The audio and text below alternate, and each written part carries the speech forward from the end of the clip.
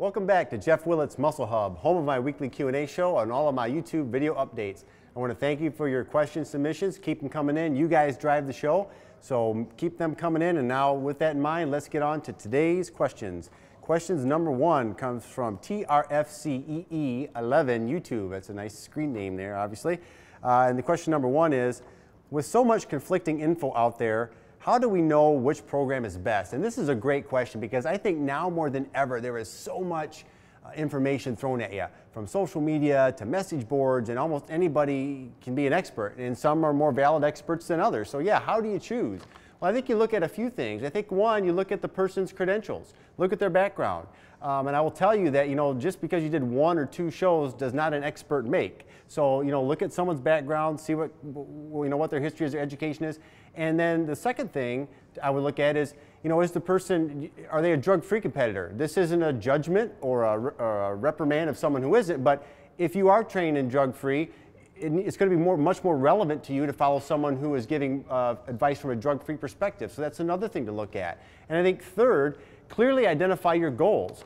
If your goal is to be more athletic, to have more agility, or some of these other components of fitness, then you want to get a program that's going to incorporate that. If your goal is strictly body composition change or bodybuilding, which is a body composition change, then then that's going to dictate what you choose. So again, look at a person's credentials.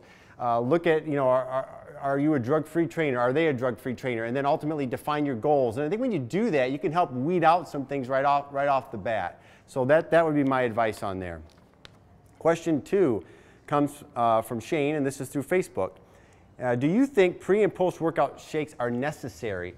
Well, necessary is an interesting term. I think for pre- and post-workout shakes, I'm talking more about not like your stimulants. I mean, so I guess that could be defined if a pre-workout shake like a stimulatory thing. No, I don't think that's necessary. I think it can be helpful.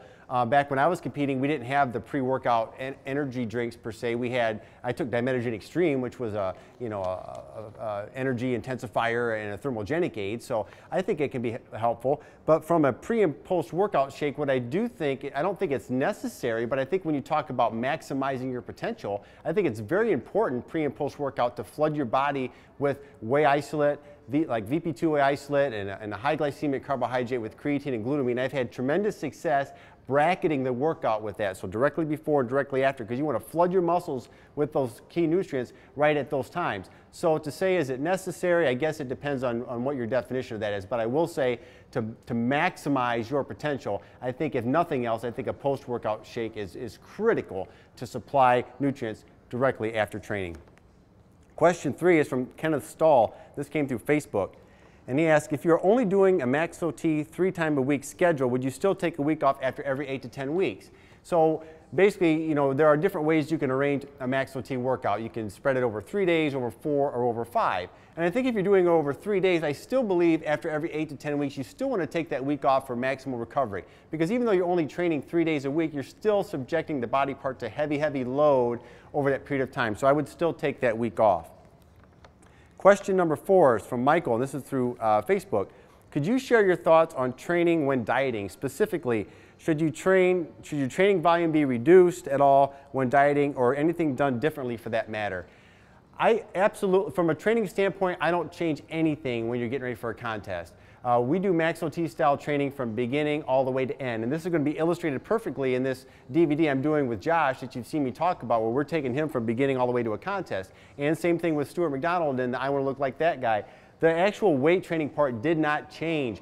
The volume's already low for a reason, and the weights are heavy, so we don't do anything different. We state that same process, but what does change is caloric intake and cardio frequency, so those are the variables you change.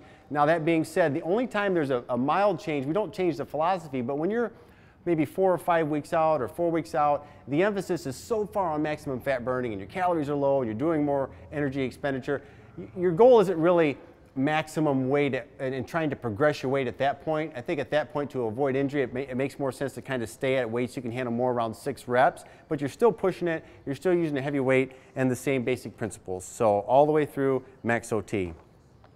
Question 5 comes from Caleb Brown, and this came through YouTube. And he says, a lot of veteran lifters claim that lying tricep extensions or skull crushers give you tendonitis. Have you experienced this over the years? Well, the truth is, early in my career, when I would do skull crushers or lying tricep extensions, I did have problems. I had elbow problems, I had wrist problems, and I had pretty much stopped doing them. And that was until I moved out to Colorado and started working with Paul D'Elia and improving my exercise execution. Then lying tricep extensions actually became my favorite tricep exercise. And I think the best way would be is if I actually showed you how to do it. Now all I need is a bar. Nope, that was supposed to be in my hands. I guess I better practice that better next time. Whew, okay. So customarily, we're taught to bring it to our head, which is how they get the term skull crusher, but that puts a lot of adverse stress on the wrists and forearms. I think the better way to do it is get your head a little bit over the bench, and then you're going to lower the bar over your head, nice stretch, and then drive it up. So when I perform skulls, I do it in this fashion right here, and then you're going to find that any adverse tension on the elbows and wrists is gone, and it's all a nice, powerful tricep movement. All right. And that's how you do lying tricep extensions.